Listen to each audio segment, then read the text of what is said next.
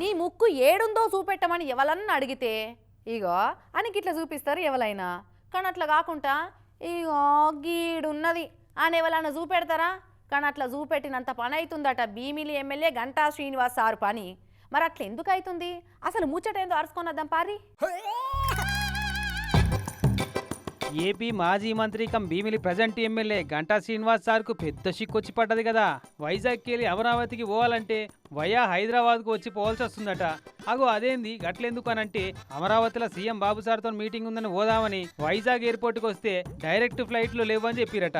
మరి ఇక ఎట్లా అర్జెంటుగా పోవాలి కదా అనంటే అయితే హైదరాబాద్కు పోయి ఆడికెళ్ళి అమరావతికి పోవచ్చు సార్ అని చల్లగా ముచ్చట చెప్పిరట. ఇక సగం మునినాక సాలెక్కడిది సగం దూరం వచ్చినాక వాపస్ ఎట్లా పోతాం అనుకొని విశాఖ టు హైదరాబాద్ టికెట్ కొని హైదరాబాద్లో దిగి మళ్ళీ ఆడికెళ్ళి అమరావతి ఫ్లైట్ ఎక్కి దిగిండు. ఇక 2 టికెట్లు పెట్టిండు చూడు. పొద్దుగాల 8 కొట్టంగా ఇంట్లోకి వెళ్ళిండంటే పగటిల్లి 1 గంట అయిందంట అమరావతి ఏరుకుంటందుకు. ఎక్కిందేమో ఫ్లైట్లు, పట్టిందేమో 5-6 గంటల టైము. లెక్కకైతే డైరెక్ట్ ఫ్లైట్ ఎక్కితే 2 గంటలలో ఇట్లెక్కి అట్ట దిగుతుండే.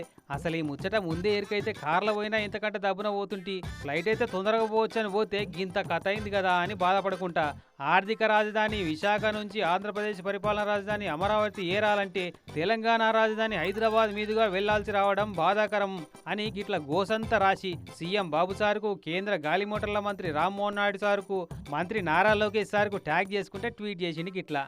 అరే రే రే రే పగోళ్ళకు కూడా రావద్దు ఈ కష్టం. అయినా ఎయిర్పోర్ట్ వాళ్ళు మాత్రం ఏం చేస్తారు సారు? ఎక్కటోళ్ళు ఎక్కువ లేక పొద్దుగాల పూట నడిచే 2 ఫ్లైట్లు రద్దు చేసిరట. ప్యాసింజర్లు లేకపోతే గిరాకులు లేవని ఆర్టీసీ బస్సులనే బంద్ చేస్తారు.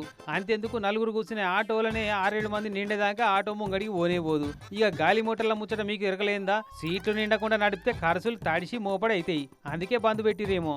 అయినా దేవుని దర్శనం కావాలంటే గుడి చుట్టూ ప్రదక్షిణ ఏమా గిది కూడా అసుంటిదే అనుకుంటామా?